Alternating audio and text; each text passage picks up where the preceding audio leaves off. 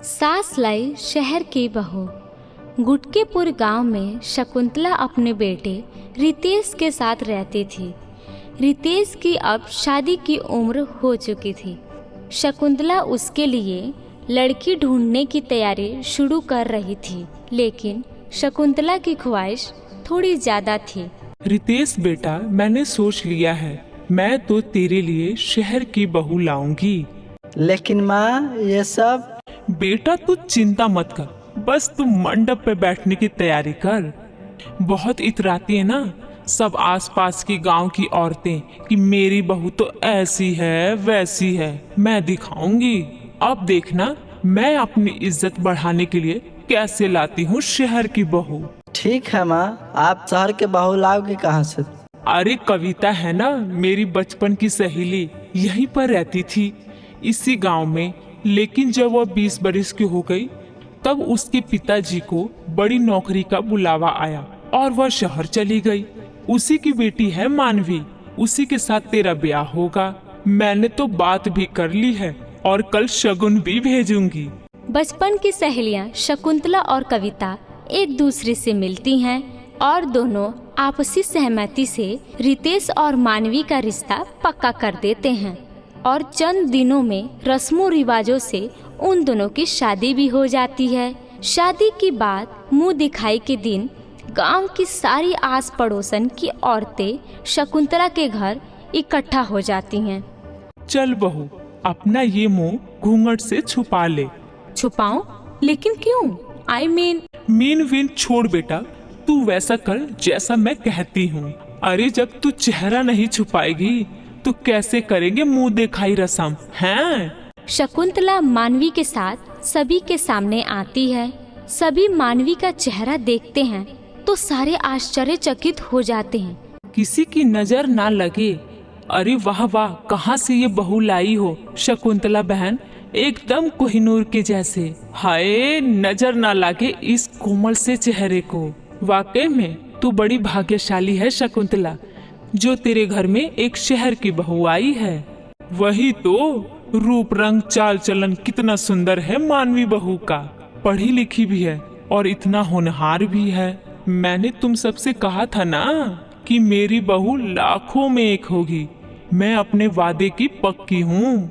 मानवी के आने से घर वालों की नजर में शकुंतला की और भी ज्यादा इज्जत बढ़ जाती है। रोज कई लोग उसकी तारीफ करते और बधाइयाँ देते, लेकिन शहर की बहू घर में आने से जो परेशानियाँ पैदा होने लगती है, अब शकुंतला और रितेश को उसकी सामना करना पड़ती है।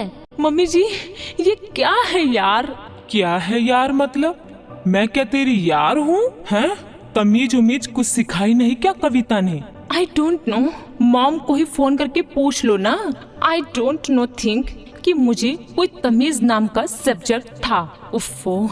अरे तमीज मतलब मैनर्स, वैल्यू। ओ अच्छा, ऐसी बात है क्या?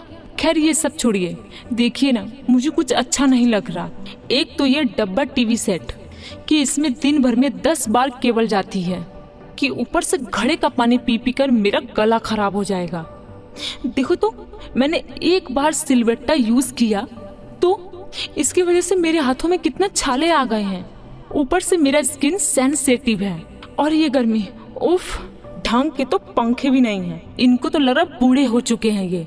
और रोज कुएं से पानी निकाल निकाल के तो मैं तो थक गई हूँ। अब हम क्या करें, यही होता है गांव का जीवन। हाँ मानवी, और अब तुम्हें इसके अलावा क्या चाहिए? मैं जानता हूँ कि सब कुछ एडजस्टमेंट से भरा हुआ है, मुश्किल है, लेकिन इन सब चीजों के साथ आदत डाल लो ना। तभी मानवी गुस्से से चिल्ला पड़ती है। क्या? हरगिज नहीं, आप लोगों ने मुझे खरीद नहीं लिया है, समझे आप? देखो रितेश और मम्मी जी, आप भी, मुझे घर का रेनोवेशन करना है। इस पत्थर के घर को मुझे शीश महल बनाना है। मुझे फ्रिज चाहिए और केक बनाने के लिए ओवन चाहिए और इंटरटेनमेंट करने के लिए एक बड़ा सा टीवी चाहिए और एक एसी चाहिए। और जो बाहर एक तबेला है ना, उसे भी हटाना होगा।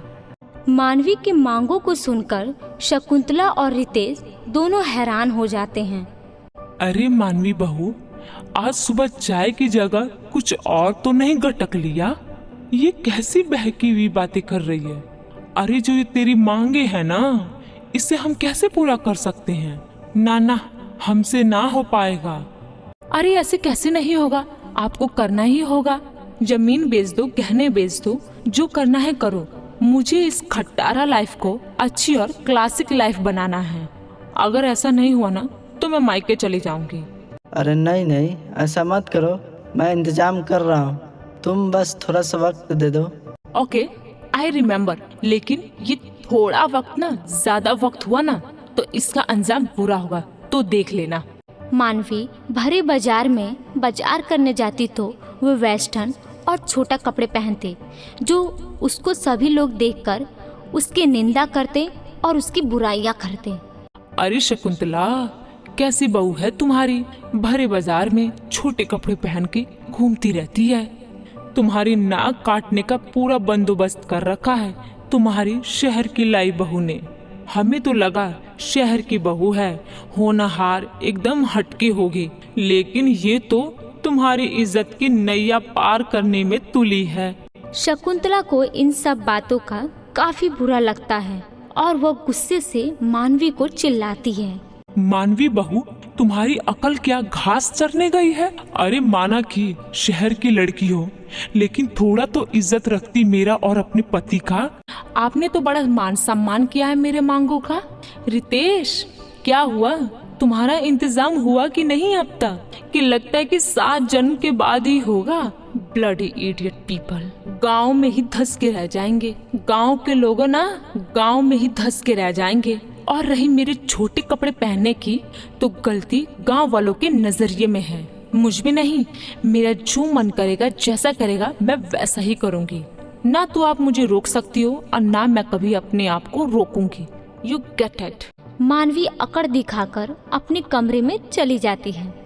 शकुंतला और रितेश चिंताग्रस्त होकर एक दूसरे को देखते हैं। क्या सोच कर लाई थी इस कलमुही को? क्या सोचा था? क्या से क्या हो रहा है? दिन प्रतिदिन मेरे सर का पारा हाई करती रहती है। मैं भी तंग आ चुका हूँ, इस दलदल से कैसे बाहर निकलूं माँ? अब तो एक ही है उपाय बेटा। दिन पे दिन मानवी धीरे धीरे पूरे घर को बर्बाद करने लगती है और कलेश के सिवा और कुछ नहीं करती है। एक दिन अचानक से शकुंतला और रितेश मानवी के सामने एक पेपर रखते हैं। अरे ये क्या? ये कैसे पेपर है? कहीं जमीन मेरे नाम नहीं न कर रहे हो? आई नो, भले आप लोग गांव के हो, पैसा तो जम के भरा होगा आप लोग की तिजोरी में।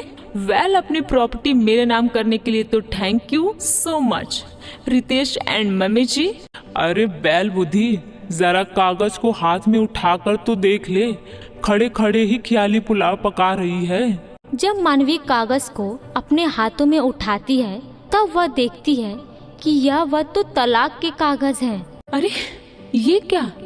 ये तो तलाक के कागज हैं। रितेश, क्या तुम मुझे तलाक दे रहे हो? हाँ मानवी, मुझे तुम्हारे साथ और नहीं रहना।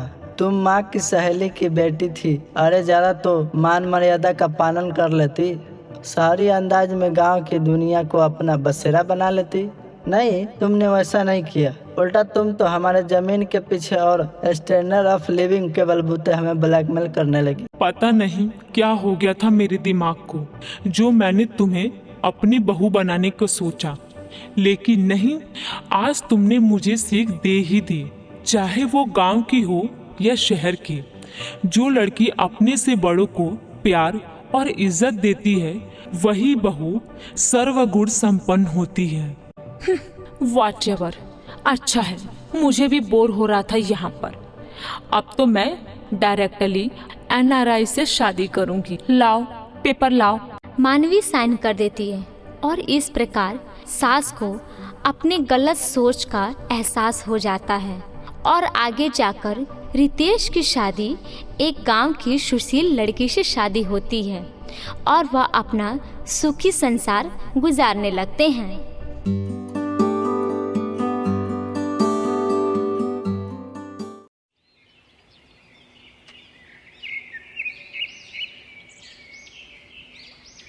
जूतेपुरी नाम का एक गांव था, जहां के लोग जूते और चप्पल नहीं पहनते थे जब भी कोई जूता पहनने की कोशिश करता तो उसके जूते अपने आप फट जाते। यह बात शहर में रहने वाले रोहित को पता चलती है, जो एक न्यूज़ रिपोर्टर का काम किया करता था।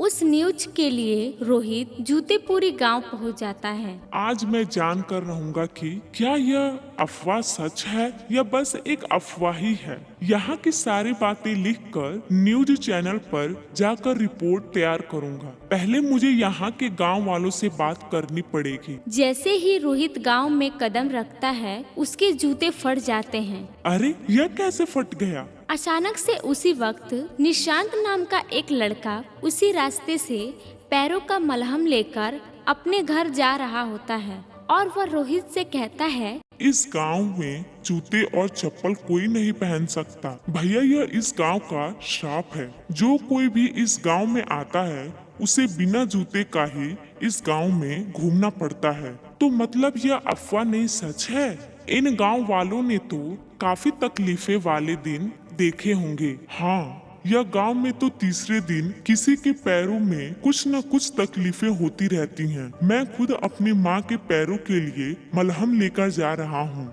निशांत उस रिपोर्टर रोहित को अपने घर लेकर जाता है और अपनी माँ से मिलवाता है और रोहित निशांत की माँ से इस गांव के श्राप के बारे में पूछता है। माँ जी आप ठीक तो है ना? अब बताओ बेटा, सारे गांव वालों को एक बार इस दर्द से गुजरना पड़ता है। इस तपती धूप से हमारे पैर जल जाते हैं। माँ जी क्या आप मुझे इस गांव के श्राप के बारे में बता सकती हैं? बेटा यह तो मुझे नहीं पता। जब से मैं पैदा हुई हूँ यहाँ सब ऐसा ही चलता आ रहा है, मगर मैंने सुना है कि इस गांव के पहाड़ पर एक गुफा है जिसके अंदर एक साधु है। शायद उन्हें इस श्राप के बारे में जरूर कुछ पता होगा। माँ जी आप चिंता मत कीजिए, मैं पूरी कोशिश करूँगा इस गांव को श्राप से बाहर निकालने की। तुम्हारा बहुत बहुत शुक्रिया बेटा। रोहित गांव के उस पहाड़ी की तरफ निकल जाता है। वहां जाते ही उसे एक बड़ी गुफा मिलती है जिसमें एक साधु अपने ध्यान में लगे हुए थे। रोहित उन्हें देखकर कहता है, साधु महाराज मैं रोहित हूँ जो शहर से इस गांव में इसीलिए आया था क्योंकि उसे जूते के श्राप के बारे में कुछ लिखना था, पर मुझे इस गांव को इस श्राप से मुक्त कराना है। साधु जी अपने आंखें खोलते हैं और कहते हैं, मैंने तुम्हारी बातें सुनी है बेटा। कहाँ तुम इस गांव को इस श्राप से क्यों छुड़ाना चाहते हो? तुम तो सिर्फ यहाँ की बातें लिखने आए थे। नहीं साधु महाराज, आया तो उसी लिए था, मगर जब मैंने निशांत और उसकी माँ से मिला तब मुझे श्राप से जूझ रहे लोगों का दर्द समझ में आया। इसीलिए मैं आपसे श्राप के बारे में जानने के लिए आया हूँ ताकि मैं श्राप को तोड़ सकूं। ठीक है, अगर यह बात है तो इसके पीछे की कहानी मैं तुम्हें बताता हूँ जो फिलहाल इन गांव वालों में से किसी को नहीं पता, मगर तुम इस गांव के बाहर के हो इसलिए यह कहानी तुम जान सकते हो। बहुत पुरानी बात है जब मेरे पूर्वज प्रेमदास जी। सुनिए, कृपा करके आज मुझे अपनी कोठी में रहने के लिए थोड़ी जगह दे दीजिए। मैं अपने साथ कोई वस्तु नहीं रखता, इसी वजह से मैं आपके घर में ज्यादा जगह नहीं लूंगा। नहीं नहीं, मैं आपको अपने घर में नहीं रख सकता, कहीं और जाइए। जी कोई बात नहीं, मैं कहीं और चला जाऊंगा। प्रेमदास ने हर दरवाजा खटखटाया, यहाँ तक कि किसी ने भी अपने घर में शरण नहीं दी। प्रेमदास जी फिर से एक बार गांव के लोगों के पास पहुँचे। जी कुछ खाने को मिल जाता बड़ी कृपा होती। नहीं नहीं, अगर हम लोग खाने देंगे तो आप लोग हर तीसरे दिन मेरे घर के पास आकर खाना मांगने लग जाएंगे। जी मैं एक यात्री हूँ जो एक गांव से दूसरे गांव जा रहा हूँ। मैं बस थोड़ी देर के लिए ही इस गांव में हूँ, इसीलिए मैं आपसे खाना मांग रहा था। कहा ना मैंने कि खाना नहीं मिलेगा, पता नहीं कहाँ कहाँ से चले आते हैं। प्रेमदास जी हर घर से खाना मांगते रहे, मगर किसी ने भी भोजन तक नहीं दिया। चलने के कारण उनके चप्पल पूरी तरह घिस चुके थे। मुझे विश्वास नहीं होता इस दुनिया में इतने बड़े और अच्छे लोग रहते हैं, मगर मैंने इस गांव में एक इंसान नहीं देखा जिसके अंदर इंसानियत हो। प्रेमदास जी बुरी तरह से थक चुके थे। ना खाने के लिए खाना था, ना पहनने के लिए चप्पल। उनके पैरों में बड़ी जलन हो रही थी। तभी उन्होंने एक पेड़ देखा। मैं तो बहुत थक गया हूँ, इस पेड़ के नीचे ही थोड़ा विश्राम कर लेता हूँ। जब प्रेमदास जी विश्राम करने उस पेड़ के नीचे बैठे, तभी गांव के कुछ लोग वहां आ गए और प्रेमदास से कहने लगे, देखो यह साधु अभी भी यही है, लोगों से भीख मांगता है और उसके पास तो चप्पल भी नहीं है। चलो चलो थोड़ा इसे परेशान करते हैं, इससे चप्पल दे देते हैं। वैसे भी इसके पास उसकी कमी है। साधु हम आपके लिए कुछ लाए हैं, अपनी आंखें खोलिए और देखिए। प्रेमदास जी जब नींद से उठते हैं तो देखते हैं कि वहाँ पर दो अलग अलग जोड़ी चप्पल उनके पास पड़ी होती है। यह लीजिए चप्पल, यह आपके पैरों के लिए एकदम ठीक रहेगा और हमारे गांव वालों का मनोरंजन भी हो जाएगा। तुम लोग मदद नहीं करते, वो अपने आप में ही एक गलत बात है, मगर एक साधु को इस तरह परेशान कर रहे हो। क्या तुम लोगों को ईश्वर से डर नहीं लगता? जाओ, तुम सबको मैं श्राप देता हूँ। जिस तरह मेरे पैर बिना चप्पल के रह गए, उसी तरह तुम्हारे पैर भी हमेशा बिना चप्पल के रहेंगे। हमें माफ कर दीजिए, हमसे बहुत बड़ी गलती हो गई। हमें ऐसा नहीं करना चाहिए था। यही कारण है इस गांव के श्राप का। साधु जी मुझे बताइए कि हम इस श्राप को कैसे तोड़ सकते हैं। गांव वालों को मिलकर 3 सोने के जूते बनाने होंगे और इस पहाड़ की चोटी पर जाकर उन्हें रखना होगा और इस गांव के 3 साधुओं को प्रधान के हाथों से सोने के चप्पल बनाकर देने होंगे।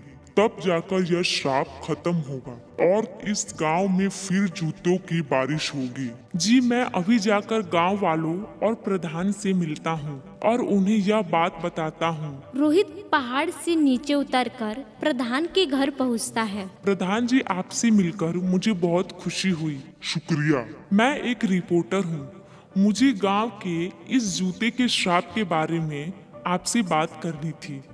अच्छा, कहिए क्या कहना था। रोहित प्रधान को सारी बात बताता है जो उसने साधु से सुनी थी। तो यह बात है, मगर इस जूते के श्राप को इस गांव से निकालना है। तो हमें 3 साधुओं को सोने के चप्पल बनाकर उन्हें देने होंगे और 3 सोने के जूते बनाकर पहाड़ की चोटी पर जाकर रखना होगा। प्रधान जी गांव में बैठक बुलाते हैं और उन्हें सारी बात बताते हैं और गांव वाले उनका साथ देने के लिए तैयार हो जाते हैं। मगर उनके ही बीच एक पाड़ू नाम का व्यक्ति था। मगर इसकी क्या गारंटी है कि यह श्राप टूट जाएगा? क्या पता कि अगर हम सोने के जूते बना लें और पहाड़ की चोटी पर जाकर उसे रख दें तो यह शहरी आदमी बाद में आकर उसे चुरा ले। गांव वाले पाड़ू के साथ मिलना शुरू कर देते हैं, जिसे देखकर रोहित पाड़ू और गांव वालों से कहता है, सबूत जरूर मिलेगा। जब आप सोने के जूते और सोने के चप्पल पहाड़ और 3 साधुओं को दे देंगे तब उस वक्त जादुई जूते की बारिश होगी। मगर ऐसा नहीं हुआ तो मैं खुद ही सोने की कीमत की भरपाई करूंगा। यह सुनकर सारे गांव वाले उसकी बात मान लेते हैं और 3 सोने के जूते बनाकर पहाड़ की चोटी पर रख देते हैं और 3 सोने के चप्पल बनाकर 3 साधुओं को भी दे देते हैं। और जैसे ही अगली सुबह होती है, पूरे गांव में जूते की बारिश होने लगती है। तुम्हारी बहुत बहुत शुक्रिया रोहित। अगर तुम ना होते तो शायद हमें आज का चमत्कारी दिन देखने को नहीं मिलता और यह श्राप इस गांव से भी नहीं जाता। अरे इसकी कोई जरूरत नहीं। प्रधान जी बस ध्यान रखिएगा कि साधु को परेशान नहीं कीजिएगा। मुझे माफ कर देना रोहित कि शुरुआत में मैंने तो तुम पर भी शक किया। बस सब खुश तो मैं खुश। अब जाकर मैं अपनी रिपोर्ट लिखूंगा। रोहित अपने शहर निकल जाता है और गांव का श्राप भी टूट जाता है।